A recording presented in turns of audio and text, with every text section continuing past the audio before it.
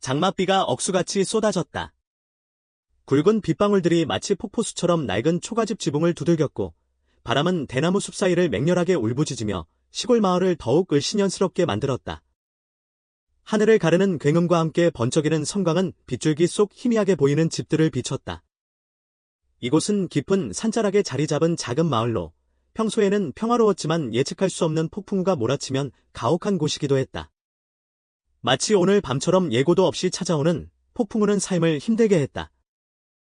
작은 나무 집 안, 마른 장작 같아 보이는 박노인은 문 앞에 서서 손에 든 등잔불을 바라보았다. 희미한 불빛이 그의 주름진 얼굴을 비추었고 낡은 삿갓을 쓰고 낡은 색깔의 토시를 걸친 채 그는 빗속으로 걸어 나갔다. 매년 비가 오나 눈이 오나 폭풍우가 치나 그는 마을 공동묘지에서 영면에 들어간 그의 아내와 자식들의 묘에 향을 피우는 것을 잊지 않았다. 묘지로 향하는 오솔길은 진흙탕으로 변해 있었다. 웅덩이가 큼지막하게 생겨 있었고 박노인은 조심스럽게 발걸음을 옮겼다. 진흙탕에 발이 푹푹 빠지는 차가움 속에서 빗소리는 천둥과 함께 다른 모든 소리를 집어삼키려 하는 듯했다. 그때 박노인의 귀에 무언가가 들려왔다. 그것은 마치 길을 잃은 아기 고양이가 빗속에서 우는 듯한 작고 흐릿하며 끊기는 울음소리였다. 박노인은 발걸음을 멈추고 귀를 기울였다. 울음소리가 다시 들려왔는데 이번에는 더 선명하게 들렸다. 박노인은 중얼거렸다. 목소리가 떨렸다. 이런 밤에, 이런 빗속에 아기가 울고 있다니? 등잔불의 희미한 빛이 나무들 사이로 묘지의 구석진 곳을 비췄다. 그곳에는 이끼로 뒤덮인 낡은 무덤이 있었다. 울음소리는 마치 그곳에서 나오는 것 같았다. 박노인은 무덤에 다가가 등잔불을 든 손을 꽉 쥐었다. 그의 눈은 경계심으로 가득 차 있었다.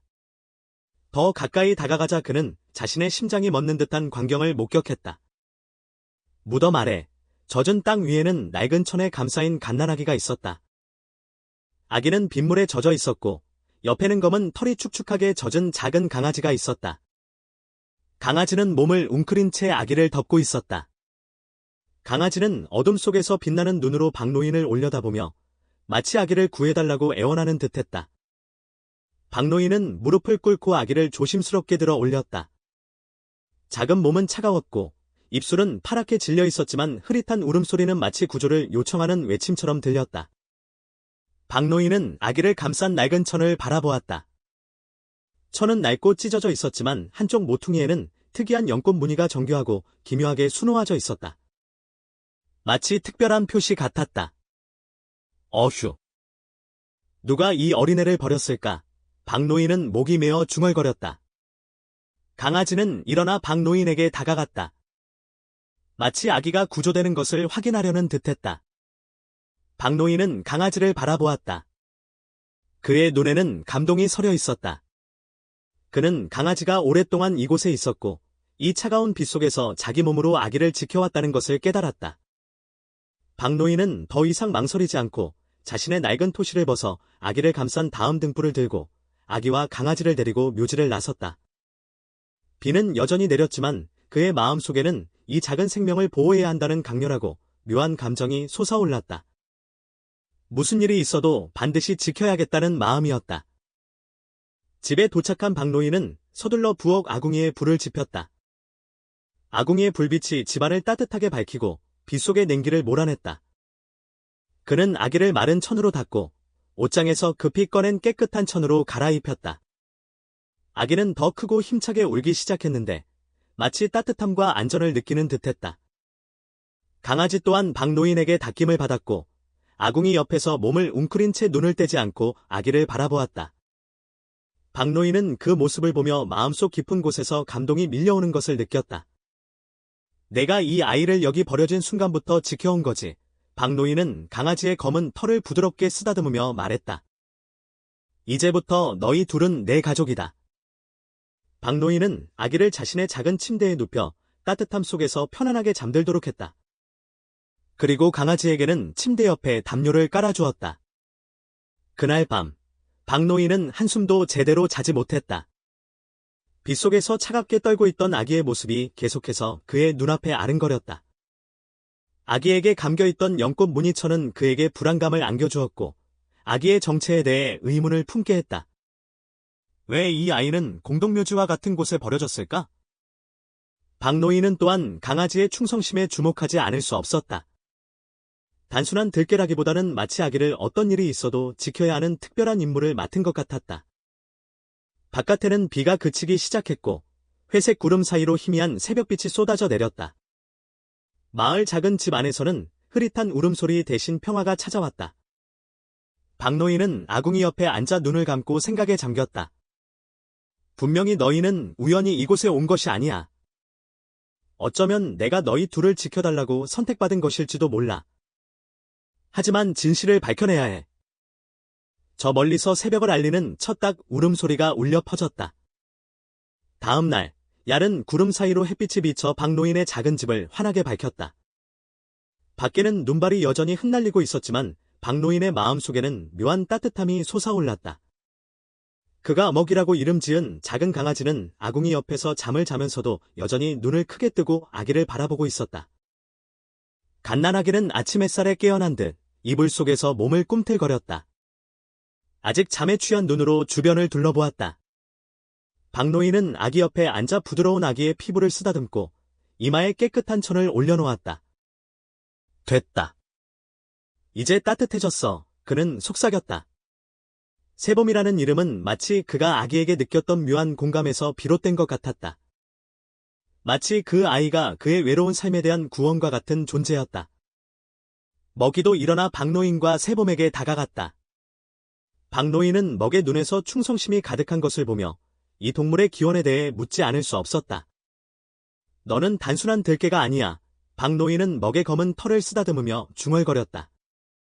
나는 내가 얼마나 많은 비밀을 가지고 있는지 모르지만 너를 지킬 것을 약속한다. 먹은 마치 약속을 확인하듯 박노인의 몸에 비비적거렸다. 박노인은 미소를 지으며 마음속에 묘한 따뜻함을 느꼈다. 박노인은 비록 낡은 집에서 살고 있지만 더 이상 외롭지 않다고 느꼈다. 이제 그에게는 세봄과 먹이 있고 마치 그들이 그의 새로운 가족이 된 것 같았다. 그날 하루 종일 박노인은 세봄과 먹이를 보살피는 데 몰두했다. 그는 동네 이웃인 최 여사에게서 가져온 우유를 조심스럽게 세봄에게 먹였다. 먹이는 비록 집에서 키우는 개는 아니었지만 늘 세봄 곁에 머물며 묵묵히 그 아이를 지켜주는 보호자와 같았다. 세봄이 올 때마다 먹이는 짖었는데 마치 박노인을 부르려는 듯했다. 박노인은 놀랐다. 그는 그렇게 똑똑하고 충성스러운 개를 본 적이 없었다. 세봄아, 너도 보이지? 먹이가 너의 가장 친한 친구가 된 것 같아. 박노인은 아이가 아직 이해하지 못하더라도 아기에게 말했는데 마치 그들 사이에 신비로운 유대감이 형성된 것 같았다. 한 가족은 아니지만 진정한 사랑으로 가득 찬 가족이었다. 먹이는 박노인이나 세봄에게서 단 한 발자국도 떨어지지 않았다. 박노인이 정원에서 물을 길러 나갈 때 먹이는 박노인의 뒤를 따라 그의 뒤에서 그를 지켰다. 그는 이 특이한 충성심을 어떻게 설명해야 할지 몰랐지만 그의 마음속 깊은 곳에서는 이것이 그와 먹이가 완수해야 할 중요한 임무라고 느껴졌다. 집에 돌아온 박노인은 아기를 아궁이 옆에 있는 작은 침대에 눕혔다. 먹이는 아기 옆에 머리를 대고 누웠고 눈을 떼지 않았다. 박노인은 나무 의자에 앉아 문득 동네 최 여사가 예전에 버려진 아기들과 그 뒤에 숨겨진 비밀에 대해 이야기했던 것이 떠올랐다. 혹시 세봄이도 최 여사가 말했던 버려진 아기들 중 한 명일까? 왜 아이가 묘지에 버려졌을까? 박노인은 스스로에게 물었지만 답을 찾을 수 없었다. 세봄이에게 감겨있던 천은 여전히 구석에 놓여 있었다. 박노인은 천을 들어 손가락으로 찢어진 실을 더듬어 보다가 천의 수 놓아진 기묘한 상징에 눈을 멈췄다. 연꽃 무늬는 그가 여태까지 본 어떤 연꽃과도 달랐다. 연꽃 아래에는 희미하게 천은이라는 작은 글자가 적혀 있었다. 천은. 박노인은 입안에서 되뇌이며 그 이름이 아기의 이름인지 아니면 누군가 남긴 메시지인지 궁금해했다. 그는 천에 대해 더 알아봐야 할지 말아야 할지 망설였지만 그의 마음속 불안감을 떨쳐버릴 수 없었다. 세봄이는 마치 그가 풀 수 없는 수수께끼를 가지고 있는 듯했다. 어느 날 그는 최 여사에게 가서 천에 대해 더 자세히 물어보기로 했다.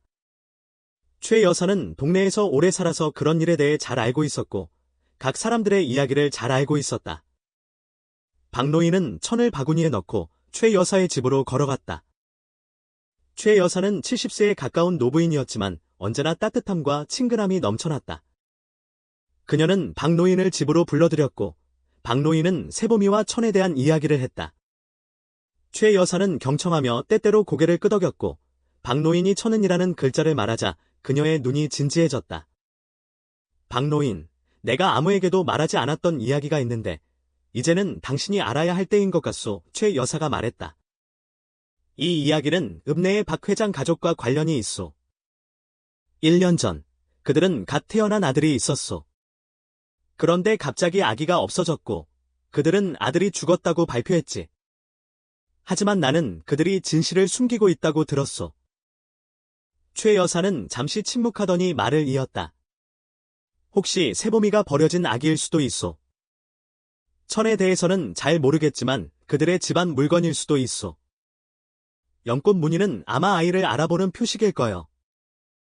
박 노인은 가슴이 철렁 내려앉았다. 세보미가 이름 없는 아이가 아닐지도 모른다는 생각에 혼란스러웠다. 어쩌면 아이는 읍내 권력가의 자녀일지도 몰랐다. 박 노인, 조심해야 하오. 박 회장 가족은 쉽게 넘어갈 사람들이 아니여. 그들이 세보미가 살아있다는 걸 알면 무슨 수를 써서라도 아이를 되찾아가려 할 거요. 최 여사는 경고했다. 박 노인은 침묵했다. 그의 마음속에 걱정과 불안이 솟아올랐다. 세보미는 정말로 박 회장 가족이 찾고 있는 아이일까? 만약 그렇다면 그는 무엇과 맞서 싸워야 할까? 먹이는 그 옆에서 박 노인을 올려다보며 마치 우리가 아기를 지킬 겁니다라고 말하려는 듯 충성스러운 눈빛을 보냈다. 하지만 이야기는 아직 끝나지 않았다. 모든 것은 시작에 불과했고 박 노인은 앞날이 수많은 난관으로 가득 차 있다는 것을 알고 있었다. 박 노인이 최 여사에게 경고를 받은 며칠 후 마을의 분위기가 더욱 술렁였다. 마을 사람들은 평소보다 자주 박 노인의 집에 찾아왔다. 그들은 안부를 묻는 동시에 세보미의 갑작스런 등장에 대한 호기심을 드러냈다. 박 노인. 그 아이는 어디에서 왔소? 혹시 당신 먼 친척이라도 되는 거요? 한 할머니가 방문하여 물었다. 박 노인은 가볍게 웃으며 모호하게 대답했다. 그는 세보미가 동네의 소문거리가 되는 것을 원하지 않았지만 시골에서는 비밀을 오래 감출 수 없다는 것을 알고 있었다. 장터에서는 소문이 걷잡을 수 없이 퍼져나갔다. 박 노인이 묘지에서 아기를 주워왔대. 어휴, 누가 거기다 애를 버릴 수가 있어. 그 아이를 감싼 천에 특별한 표식이 있다고 하던데. 혹시 읍내 박 회장네 아들 잃어버린 이야기 들었어?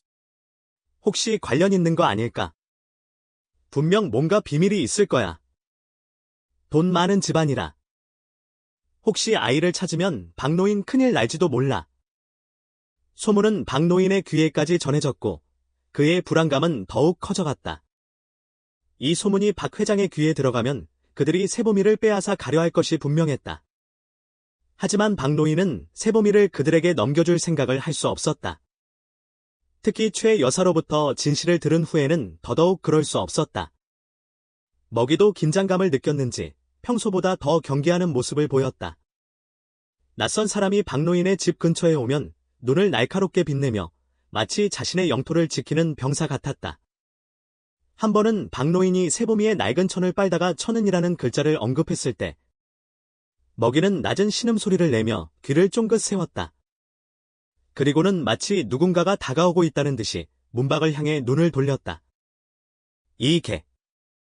그냥 아기와 함께 나타난 게 아니야. 박 노인은 먹이를 바라보며 생각에 잠겨 중얼거렸다. 내가 뭔가 알고 있는 거지. 먹이는 대답하지 않았지만 박 노인의 발에 머리를 비비며 자신이 늘 그의 편이라는 것을 증명하려는 듯했다.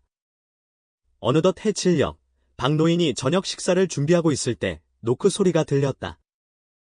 문을 열어보니 낯선 사람들이 서 있었다.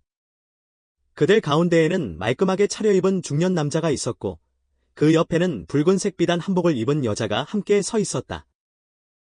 박 노인, 안녕하세요. 남자는 낮고 분명한 목소리로 말했다.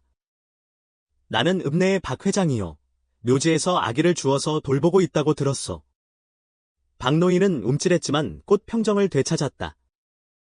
그렇소. 내가 그 애를 거기서 발견했소. 그런데 어떻게 이걸 알고 오셨소? 곁에 서 있던 여자가 가볍게 미소를 지었다. 아기를 감싼 천이 연꽃 무늬가 있는 천인가요? 맞다면 그 아이는 저희 아들이 확실합니다. 몇 달 전에 잃어버렸거든요. 박노인은 의심이 들었다. 박 회장 부인은 세봄이나 그 아이에 대한 애정을 전혀 보이지 않았고 오히려 차갑고 무언가를 계산하는 듯한 눈빛을 하고 있었다. 먹이는 박노인 옆에 서서 으르렁거렸다. 그는 몇 발자국 앞으로 나가 부부와 박노인 사이에 섰다. 세봄이는 지금 자고 있소. 박노인은 단호한 목소리로 말했다. 만약 그 애가 당신들의 자녀라면 증명할 수 있는 방법을 찾아보시오. 나는 진실을 알기 전까지 그 아이를 당신들에게 넘겨줄 수 없소. 박 회장은 어색한 미소를 지었다. 물론입니다. 다음에 다시 오겠습니다. 하지만 안심하시오. 우리는 아들에게 최선을 다하고 싶을 뿐입니다. 말을 마치고 그들은 떠났다. 박 회장 부인이 떠날 때 보였던 차가운 눈빛은 박노인을 전율케 했다. 마치 아이를 사랑하는 어머니의 눈빛이 아니라 사냥감을 발견한 사냥꾼의 눈빛 같았다. 그 만남 이후로 박노인은 편안할 수 없었다. 그는 자신과 세봄이가 감시받고 있다는 것을 느꼈다. 여러 번 밤에 집 주변을 서성이는 낯선 사람들을 발견했다. 그는 경계를 늦추지 않고 문을 일찍 닫았으며 주변을 살폈다. 먹이도 단 한순간도 세봄이를 떠나지 않았다. 박노인이 아기를 안을 때마다 먹이는 그의 곁에 바싹붙어 앉아 안전을 확인하려는 듯 주변을 둘러보았다. 이 강아지는 너를 지키려고 태어난 것 같아. 박노인은 잠든 세봄에게 속삭였다. 네가 누구든 나는 아무도 너를 해치지 못하게 할 거야. 어느 날 밤 모든 것이 조용해진 후 박노인은 아궁이 앞에 앉아 불빛을 바라보며 생각에 잠겼다. 박 회장네가 정말로 세봄이를 데려가려 하면 내가 그들을 막을 힘이 있을까? 나는 늙었지만 그들은 권력과 돈을 가졌어.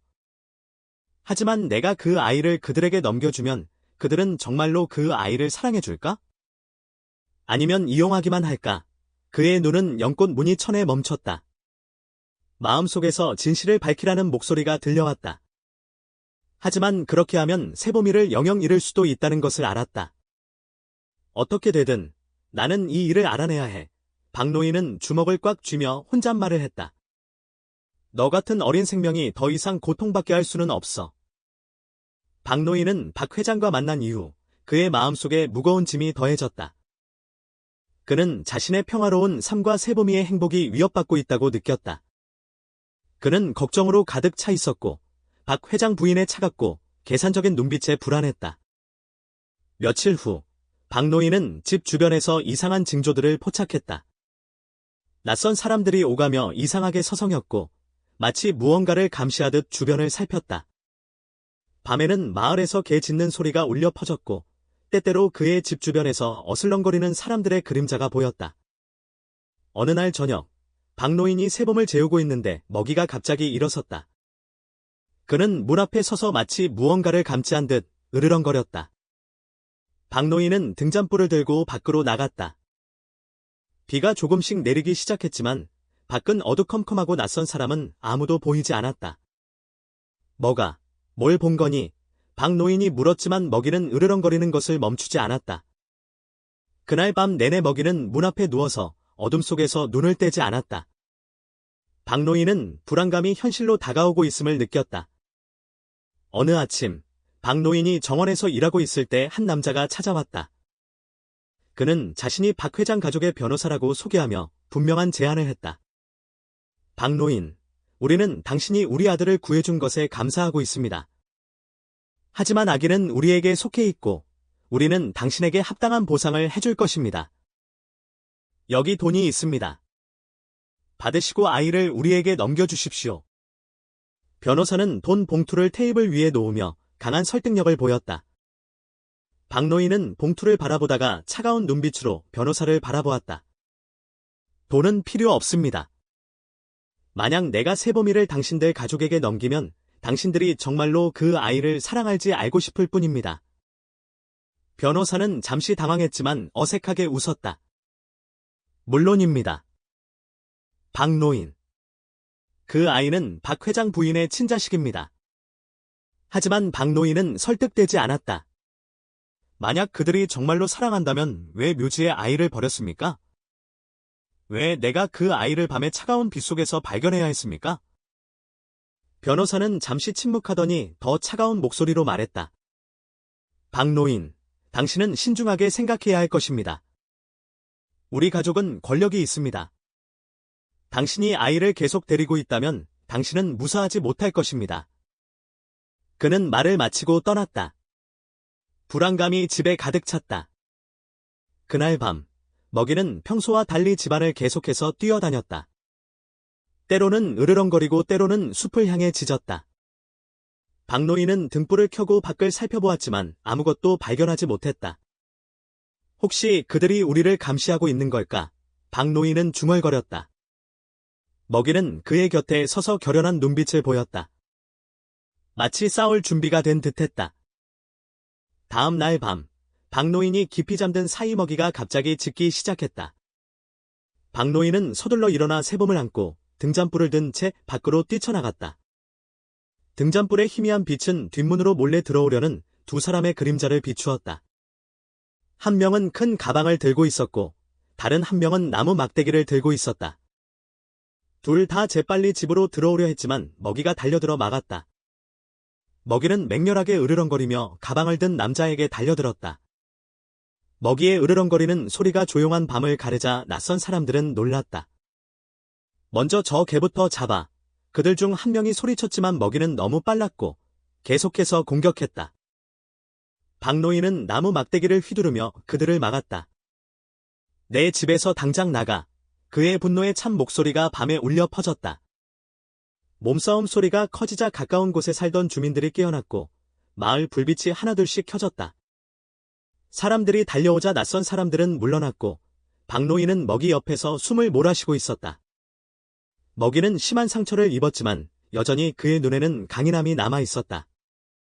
고맙다 먹아. 박노인은 속삭이며 강아지의 머리를 쓰다듬었다. 다음 날 아침, 박노인은 먹이를 가장 가까운 동물병원에 데려가 치료를 받았다.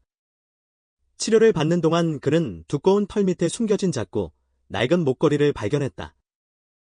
목걸이에는 작은 글씨로 천은의 수호자라고 새겨져 있었다. 목걸이는 먹이의 기원에 대한 그의 의문을 더하게 했다. 단순한 들개가 아닌 누군가에게 훈련받고 새보미를 지키라는 임무를 받은 것이 분명했다. 점점 더 복잡해지네. 박노인은 중얼거렸지만 나는 어떤 일이 있어도 아이를 해치지 않게 할 거야 라고 마음을 다잡았다. 습격 사건 이후 박노인은 더 이상 집에서 기다리는 것만으로는 새보미를 지킬 수 없음을 깨달았다. 그는 모든 진실을 밝히고 그 뒤에 누가 있는지 알아야 할 필요성을 느꼈다. 그는 최 여사가 말했던 박 회장의 가족이 숨기고 있을 수도 있는 비밀을 떠올렸다. 나는 읍내에 가야 해. 박노인은 단호하게 말했다. 이대로는 안 돼. 박노인은 필요한 물건들을 챙기고 연꽃 무늬 천과 먹이의 목걸이를 가방에 넣었다. 떠나기 전에 그는 박 회장과 맞서기 위해 계획이 필요하다는 것을 알았다. 그는 힘과 음모로 가득 찬 가족과 싸워야 했다. 다음 날 아침, 박노인은 먹이의 상처를 치료하고 새보미가 편안하게 잠든 것을 확인한 후 읍내로 향했다. 낡은 가방에는 연꽃 무늬 천과 먹이의 목걸이, 이 두 가지 단서만이 아기의 진실을 밝힐 수 있을 것 같았다. 떠나기 전에 그는 최 여사에게 부탁해서 새보미와 먹이를 돌봐달라고 부탁했다. 최 여사, 부탁 좀 드려야겠소. 이 아이들 좀 잘 돌봐주시오. 내가 읍내 좀 다녀올 테니.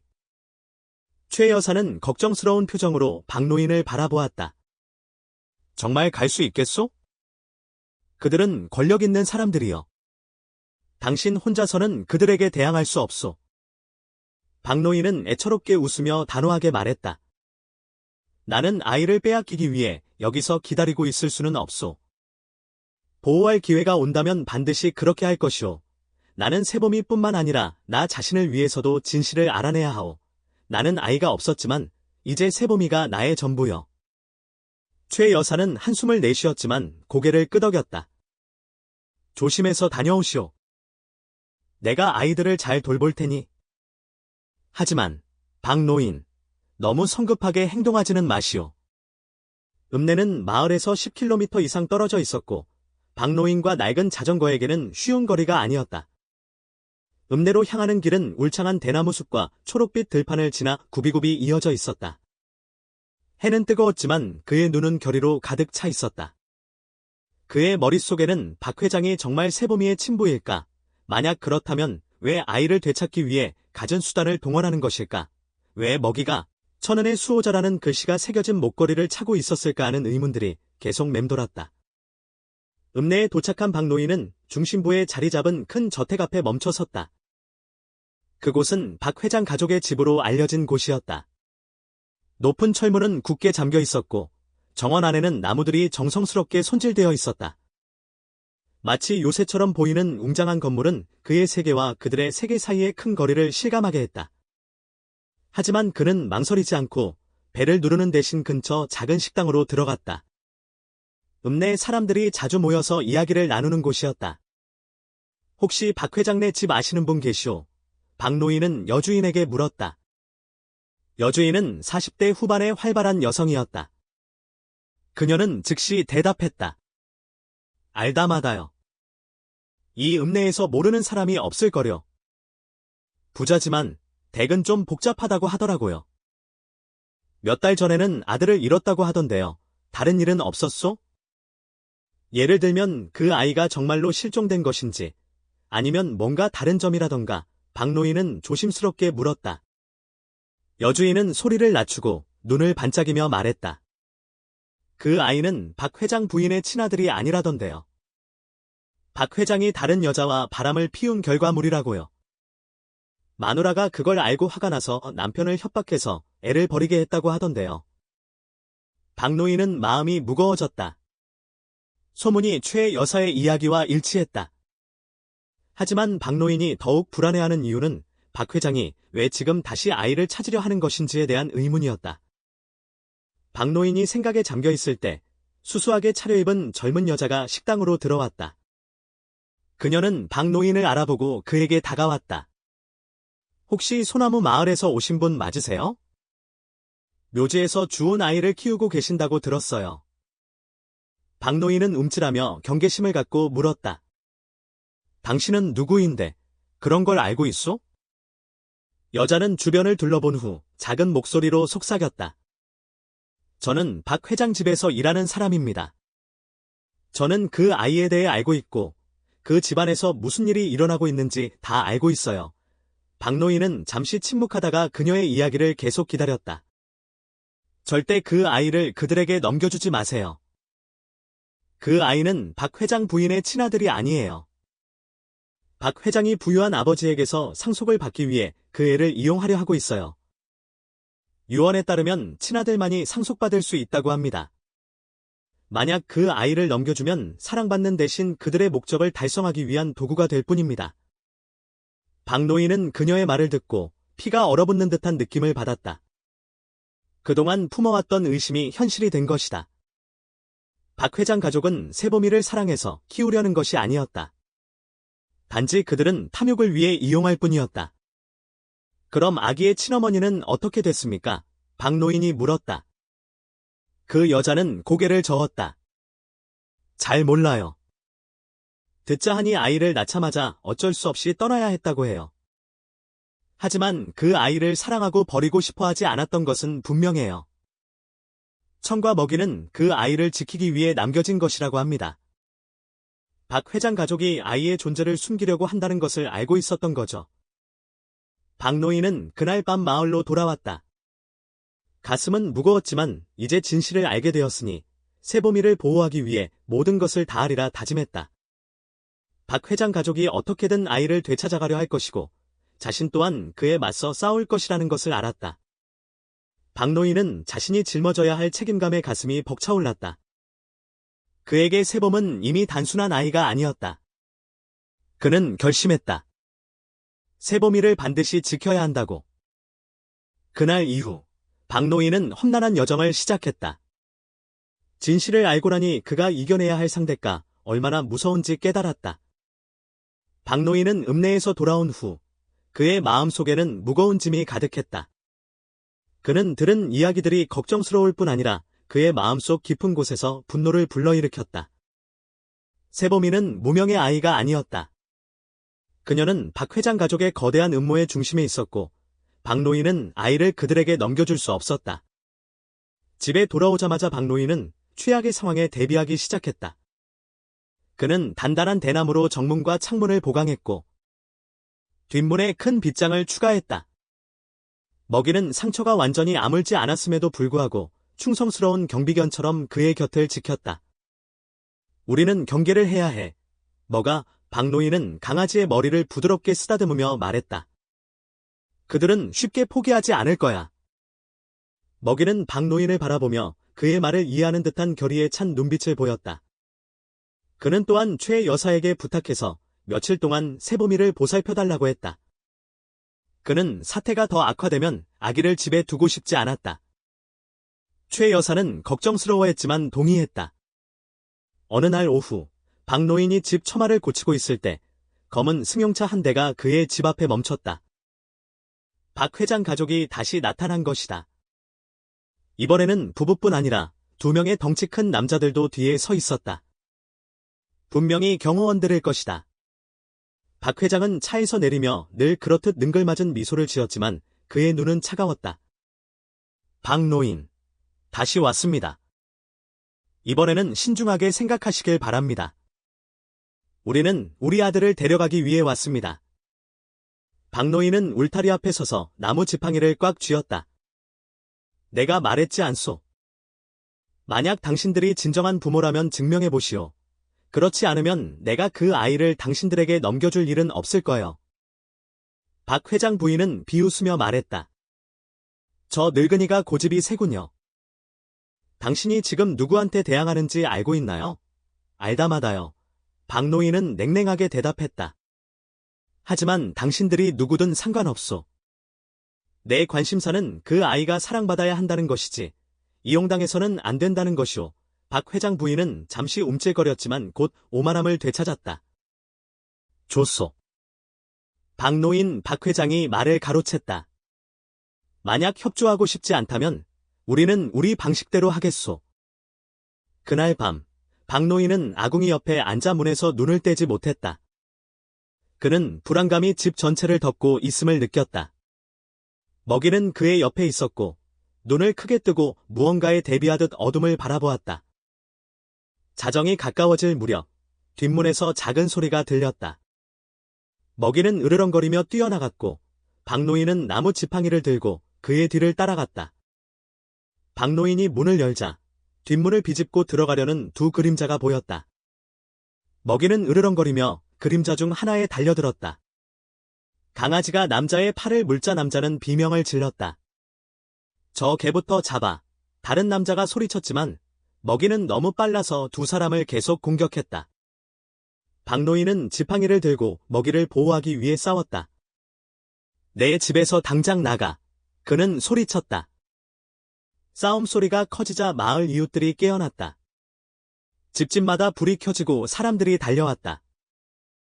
낯선 사람들은 불리함을 느끼고 도망쳤고 박노인은 숨을 몰아쉬며 먹이 옆에 털썩 주저앉았다.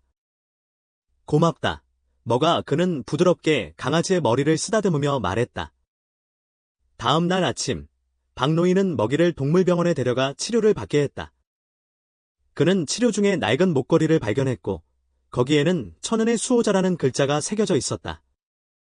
목걸이는 먹이가 그저 들개가 아니라 누군가에게 훈련받았으며 세보미를 지켜야 하는 임무를 맡고 있다는 사실을 확인시켜 주었다. 박노인은 먹이의 목걸이를 들고 예전에 들었던 가정부의 이야기를 떠올렸다. 목걸이는 단순한 물건이 아니라 먹이와 세보미를 연결하는 중요한 증거였다. 나는 진실을 알아내야만 해. 박노인은 혼자서는 더 이상 세보미를 지킬 수 없다는 것을 깨달았다. 그는 박 회장과 맞서기 위해서는 법의 도움을 받아야 했다. 그래서 박노인은 읍내 경찰서에 가서 박 회장네 가족과 관련된 모든 것을 말해주었다. 경찰서 담당자는 박노인의 이야기를 듣고 사건을 검토하겠다고 약속했다. 안심하십시오. 우리는 당신과 아이의 권리를 지키기 위해 최선을 다할 것입니다. 하지만 박 회장 내가 충분한 법적 근거를 갖고 있다면 일이 쉽지는 않을 것입니다. 박 노인은 험난한 길을 가고 있음을 알았다. 그러나 그는 한 걸음도 물러서지 않기로 했다. 그의 마음속에는 세보미에 대한 사랑과 그녀를 지키겠다는 책임감이 있었고 그것은 그의 삶에서 가장 중요한 부분이 되었다. 그날 밤 박 노인은 아궁이 옆에 앉아 연꽃 무늬 청과 먹이의 목걸이를 바라보았다. 이 두 물건은 세보미의 정체와 관련된 유일한 단서이자 그가 무엇을 위해 싸우고 있는지를 상기시켜주는 것이었다. 그는 중얼거렸다. 그의 눈은 무거웠다. 너는 누구냐? 이 아이는 누구이고 왜 모든 것이 이렇게 되어버린 것일까? 다음 날, 박 노인을 찾아온 낯선 남자가 있었는데 박 회장 가족에게 돈을 받고 박 노인에게 세보미를 넘기라고 설득하려던 마을 공무원이었다. 그는 박 회장 가족을 돕는 대신 박 노인에게 경고하려 했다. 박 노인, 저는 당신이 좋은 사람이라는 것을 압니다. 하지만 조심해야 합니다. 박 회장 가족은 모든 수단을 동원하여 목적을 이루려 할 것입니다. 무슨 수단을 쓰는데? 박 노인이 날카롭게 물었다. 아이를 빼앗아 갈 뿐 아니라 아이의 진실을 밝히려는 모든 사람들을 없애려 할 것입니다. 조심하지 않으면 당신과 그 아이 모두 위험해질 겁니다. 그때 낯선 여자가 마을에 나타났다. 그녀는 최 여사에게 찾아가 박 노인이 키우고 있는 아이에 대해 물었다. 박 노인이 묘지에서 주워온 아이가 있다고 하던데. 어디에 있나요? 혹시 연꽃 무늬가 있는 천을 가지고 있나요? 그녀의 목소리는 떨리고 있었다. 최 여사는 경계하며 물었다. 당신은 누구인데 이 일에 대해서 알고 있는 거죠? 여자는 잠시 침묵하더니 눈물을 흘리며 대답했다. 저는 그 아이의 친어머니입니다. 아이를 낳자마자 강제로 헤어져야 했습니다. 저는 아이를 만나고 싶을 뿐입니다. 최 여사는 여자를 박 노인의 집으로 안내했다. 여자는 세보미를 보자마자 울음을 터뜨렸다. 천은아, 내 딸아, 그녀는 갓난아기를 안아주며 속삭였다. 박 노인은 혼란스러운 마음으로 그 모습을 지켜봤다. 그는 기쁨과 동시에 불안함을 느꼈다. 당신이 정말 그 아이의 어머니인 거요? 그는 떨리는 목소리로 물었다. 여자는 고개를 끄덕였다. 저는 마이라고 해요. 박 회장 집에서 일하던 사람이었죠. 이 아이는 회장과의 사이에서 태어났는데 부인이 알게 되자 아이를 버리라고 했어요.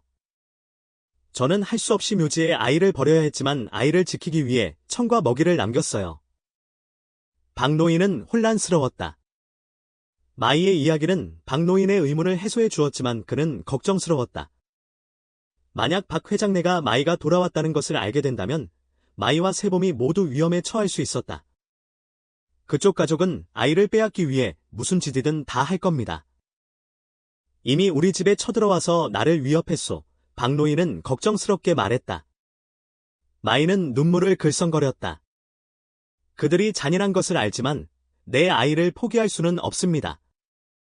아이를 되찾고 싶지만 당신의 도움이 필요합니다. 그 후로 박 노인과 마이, 그리고 최 여사는 세보미를 지키기 위해 함께 협력하기로 했다. 그들은 두 가지 계획을 세웠다. 첫째, 법적인 도움을 요청하기로 했다. 마이는 자신의 신분과 세보미의 어머니라는 것을 밝히기로 했다. 위험을 감수해야 했지만 진실만이 딸을 보호할 수 있다고 믿었다. 둘째, 마을에서 경계를 강화하기로 했다. 마을 사람들은 박 회장 가족이 자유롭게 행동할 수 없게 하려고 했다. 그리고 박 노인과 마이의 결의는 더욱 강해졌다. 박 회장 가족은 마이가 나타났다는 소식과 박 노인이 법적 준비를 하고 있다는 것을 알게 되자 격분했다. 박 회장 부인은 자신의 외도를 감추고 싶었기에 더욱 화를 내며 먼저 행동에 나서기로 했다. 그들은 마을을 감시하고 지역 당국에 압력을 넣어서 세보미를 데려가려 했다. 하지만 박 노인과 마이는 준비가 되어 있었다. 그들은 연꽃 무늬 천과 먹이의 목걸이를 포함한 모든 증거를 모았다. 그들은 법정 싸움을 준비하고 있었다. 재판 전날 밤, 마을은 조용했지만 박 노인의 집에서는 아무도 잠들지 못했다. 마이는 잠든 세보미 옆에서 옛날 자장가를 부르며 눈물을 흘렸다. 박노인은 먹이의 목걸이를 손에 든 채 아궁이 옆에 앉아 깊은 생각에 잠겼다. 내일은 힘들겠지만 우리는 싸울 것이다. 그는 다짐했다. 이 아이는 너무나 많은 고통을 겪었다. 이제는 사랑받을 자격이 있어. 아먹이는 문가에서 어둠 속을 바라봤다. 그는 여전히 싸울 준비가 되어 있었다. 그는 가족을 끝까지 지킬 것이었다. 재판날 아침, 마을은 여전히 안개로 덮여 있었지만 박노인의 집에서는 모두 준비를 마친 상태였다. 마이는 세범을 안고 결연한 표정을 지었으며 박노인은 연꽃천을 들고 단호하게 걸어갔다. 그들은 읍내 법정으로 향했다. 그곳은 세범이의 운명을 결정할 장소였다. 읍내의 작은 법정은 사람들로 가득 찼다. 마을 주민부터 구경꾼들까지 모두 모였다. 재판관의 옆자리에는 박 회장 가족이 있었다. 박 회장은 침착한 척했지만 그의 눈은 계산적이었다. 그의 아내는 차가운 표정을 지었지만 손을 꼭 쥐고 있었다. 반대편의 박노인과 마이는 나란히 앉았다. 마이는 세범이를 안고 있었다. 박 회장 측 변호사가 제일 먼저 말을 시작했다. 그는 박 회장 가족이 세범이의 친부모이며 그들을 양육할 모든 권리가 있다고 주장했다. 그들은 박 회장 가족이 부유하고 아이에게 최고의 삶을 제공할 수 있다고 주장했다. 변호사는 심지어 법정을 설득하기 위해 재정 문서와 약속을 제시했다. 다음으로 박노인이 일어섰다. 그의 목소리는 느리고 단호했다. 내가 그 아이의 친아버지가 아니라는 것을 압니다. 하지만 진정으로 아이를 사랑한다면 왜 그 아이를 비바람이 몰아치는 밤에 묘지에 버렸겠소? 법정은 잠시 침묵에 잠겼다. 박노인의 말은 박 회장 가족의 가면을 벗기는 듯했다. 마이가 말을 이었다. 그녀는 박 회장 부인을 똑바로 바라보았다. 저는 이 아이의 친어머니입니다. 아이를 낳자마자 강제로 헤어져야 했고 이 연꽃천과 먹이는 그 아이를 지키기 위해 내가 남긴 것입니다. 박 회장 가족은 아이를 단 한 번도 소중하게 여긴 적이 없습니다. 그들은 아이를 단지 재산을 얻기 위한 도구로 이용하려 할 뿐입니다. 마이는 연꽃 무늬천과 먹이의 목걸이를 증거로 제시했고 박 회장의 집에서 일했던 경험과 관련된 세부 사항들을 진술했다. 그러자 박노인 측 변호사가 놀라운 증인을 불렀다. 바로 박 회장 집의 옛 가정부였다. 그녀는 법정에 들어서자 걱정스러운 눈빛을 하고 있었지만 단호했다. 저는 그 아이가 박 회장 부인의 친아들이 아니라는 것을 증언합니다. 그녀는 분명히 말했다. 그 아이는 박 회장과 마이 씨 사이에서 태어난 아이입니다. 박 회장 부인이 이 사실을 알게 된 후 박 회장은 그 아이를 버려야 했습니다. 지금은 재산 때문에 아이를 되찾고 싶어 하는 것입니다. 그녀의 증언은 박 회장 가족을 크게 흔들었다. 진실이 드러나자 박 회장은 반박하려고 했었다. 그는 자신이 과거에 실수를 저질렀지만 지금은 아이의 친아버지이고 아이를 키울 권리가 있다고 주장했다. 하지만 그의 거짓말은 더 이상 통하지 않았다. 증거들을 살펴보고 모든 증언을 듣고 난 후 판사는 세범이의 친어머니인 마이에게 양육권을 주기로 결정했다. 박노인은 마이의 보호자가 될 것이며 박 회장 가족은 더 이상 아이를 키울 자격이 없다고 판단했다. 법정에서는 마을 사람들의 환호성이 터져나왔다. 박노인은 안도의 한숨을 내쉬었고 마이는 세범이를 안고 행복의 눈물을 흘렸다. 박 회장 가족은 분노에 찬 얼굴로 법정을 떠났다. 재판에서 이겼지만 박노인과 마이는 박 회장 가족이 쉽게 포기하지 않으리라는 것을 알고 있었다. 그들은 포기하지 않을 겁니다. 박노인이 말했다. 하지만 이제 우리는 법의 보호를 받을 수 있게 되었소. 마이는 고개를 끄덕였다. 박노인, 당신이 없었다면 저는 어떻게 했을지 모르겠어요. 모든 것에 감사합니다. 박노인의 도움에 감사하는 마음이었다. 하지만 박노인은 마음속에서 불안감을 떨칠 수 없었다. 그는 박 회장 가족의 탐욕이 끝이 없을 것이고 그들이 법을 벗어난 수단을 쓸 수 있다는 것을 알고 있었다. 재판에서 이겼지만 마을 분위기는 긴장되어 있었다. 마을 사람들은 연대했고 지지했지만 박 회장 가족이 포기하지 않으리라는 것을 알고 있었다. 재판 이후 며칠 뒤, 박노인은 낯선 사람들이 마을 주변에 나타나는 것을 발견했다. 의심스러운 사람들이 그의 집 근처를 어슬렁거리거나 밤에 나타나기도 했다. 먹이는 여전히 경계를 늦추지 않았고 작은 소리만 나도 짖거나 달려나갔다. 마이도 불안했지만 두려움에 굴복하지 않으려고 했었다. 우리는 천은이를 보호해야 해요. 마이는 박노인에게 말했다. 이제 우리는 더욱 강해져야 합니다. 어느 날 밤, 모든 것이 잠잠해질 무렵, 낯선 사람들이 박노인의 집에 몰래 들어오려 했다. 곤봉과 칼을 들고 뒷문을 통해 들어오려 하자 먹이가 재빨리 짖었다. 먹이의 짖는 소리에 온 가족이 깨어났고 박노인은 나무 지팡이를 들고 뛰어나갔다. 또 무슨 짓이야? 박노인이 소리치며 그들의 앞에 섰다. 낯선 사람들은 대답하지 않고 곧바로 공격해왔다. 먹이는 비록 상처가 있었지만 박노인을 지키기 위해 달려들었다. 그는 남자 중 한 명의 팔을 물었고 그 남자는 비명을 질렀다. 몸싸움이 벌어진 사이 다른 남자가 칼을 휘두르며 박노인을 공격하려 하자 먹이가 박노인 앞으로 뛰어들어 대신 칼에 맞았다. 먹이는 고통스러워하며 짖었지만 공격한 남자의 다리를 꽉 물고 놓지 않았다. 결국 낯선 사람들은 도망쳤고 박노인은 다친 먹이를 안고 무릎을 꿇었다. 먹아, 괜찮아. 그는 떨리는 손으로 쓰다듬으며 물었다. 먹이는 그의 눈을 바라보며 만족스럽게 눈을 감았다. 마이는 세보미를 안은 채 달려왔다. 그리고 울먹이며 말했다. 먹아, 우리를 지켜줘서 고마워. 다음 날, 박노인은 경찰에 신고했고 낯선 사람들은 잡혔다. 경찰은 조사 결과 박 회장 가족이 이번 사건을 지시했다는 것을 알게 되었다. 박 회장 가족은 다시 법정에 소환되었고 그들은 법망을 벗어날 수 없었다. 박 회장은 강도 협박죄로 기소되었고 박 회장 부인은 거짓 증언에 대한 압박에 직면해야 했다. 마을의 분위기는 점차 평화를 되찾았다. 박 회장 가족은 더 이상 나타나지 않았고 마이는 공식적으로 세범의 보호자가 되었다. 박노인, 당신에게 정말 빚을 많이 졌어요. 당신이 아니었다면 천은이와 저는 어떻게 되었을까요? 마이는 감사의 마음을 전했다. 나는 내 마음이 가는 대로 했을 뿐이요. 박노인은 슬픈 미소를 지으며 말했다. 그 아이를 처음 발견했을 때부터 그 아이는 이미 나의 일부가 되었소. 박노인과 마이는 집 뒷마당에 작은 비석을 세워 충성스러운 먹이의 넋을 기렸다. 천은은 아직 어렸지만 먹이의 비석을 볼 때마다 슬픈 표정을 지었다. 먹이 덕분에 가족이 될 수 있었던 그들은 먹이를 영원히 잊지 못할 것이다. 먹아. 내 덕분에 이 가족이 모두 살아남을 수 있었어. 박노인이 말했다. 너의 믿음을 저버리지 않고 잘 살아가겠어. 시간이 흘렀고 박노인과 마이와 천은의 삶은 점차 안정되었다. 천은은 건강하게 자랐고 그들의 기쁨이 되었다.